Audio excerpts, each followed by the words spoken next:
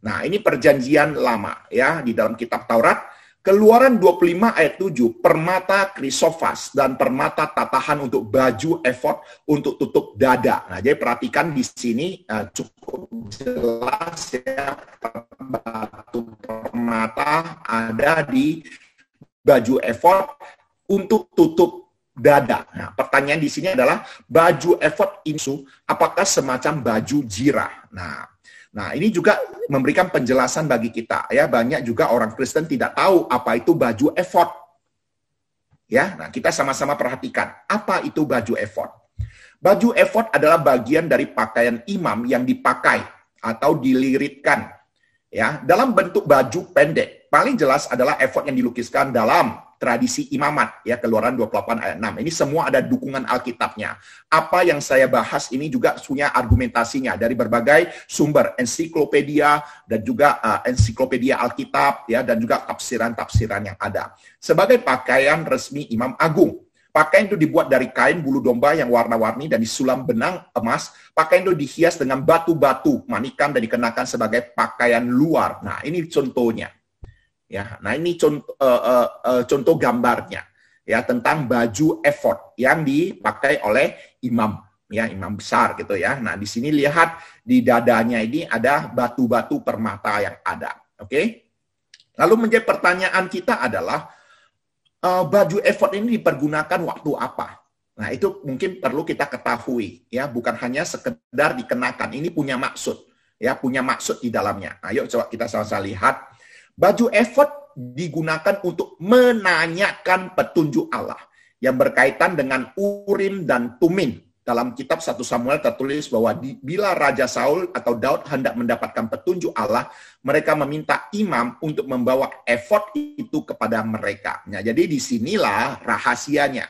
Untuk bagaimana mengerti petunjuk Allah, maka mereka harus bagaimana mengenakan baju efod ini. Nah, ketika berbicara tentang baju efod, ini ada dua kata, yaitu Urim dan Tumim. Ya, jadi kalau kita baca perjanjian lama, untuk mengerti maksud dan petunjuk Allah, maka tidak terlepas di dalam kitab Taurat kita melihat ada Urim dan Tumim. Nah, sekarang menjadi pertanyaan kita adalah, apa itu Urim dan Tumim?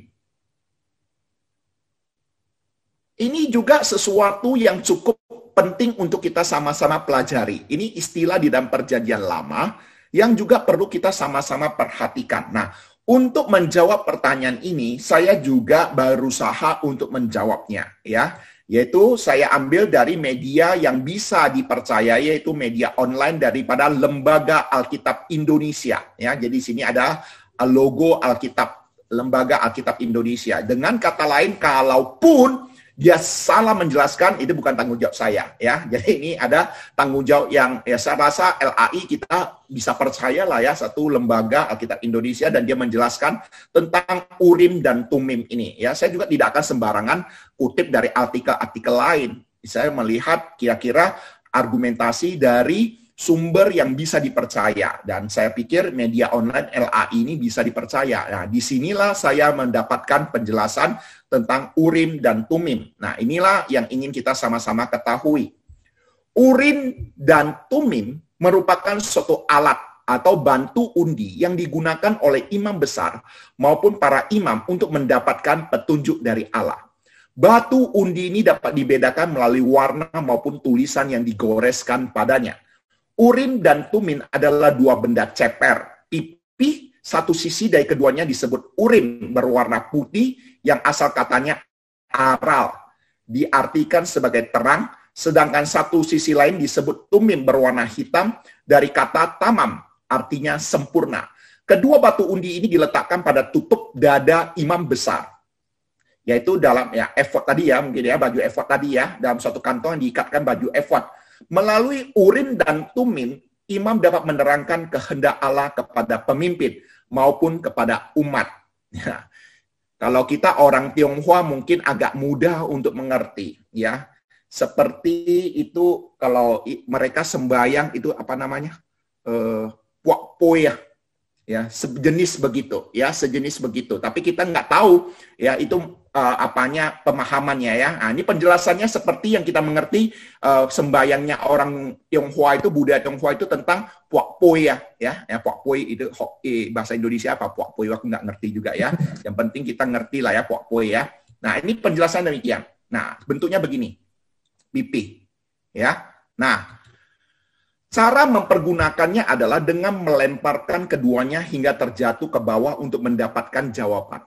Waktu Daud meminta bimbingan, ia mengajukan pertanyaan langsung guna memperoleh jawaban ya atau tidak. Hal ini mengisyaratkan bahwa Urim dan Tumim berbentuk undian. Apabila kedua batu tersebut jatuh sisi Urim putih di atas, maka jawabannya berarti ya. Jika keduanya jatuh dengan sisi Tumim di atas, maka jawabannya tidak. Namun jika keduanya jatuh dengan masing-masing sisi Urim dan Tumim, maka tandanya tidak ada jawaban dari Allah. Maksudnya satu hitam, satu putih, berarti tidak ada jawaban. Ya.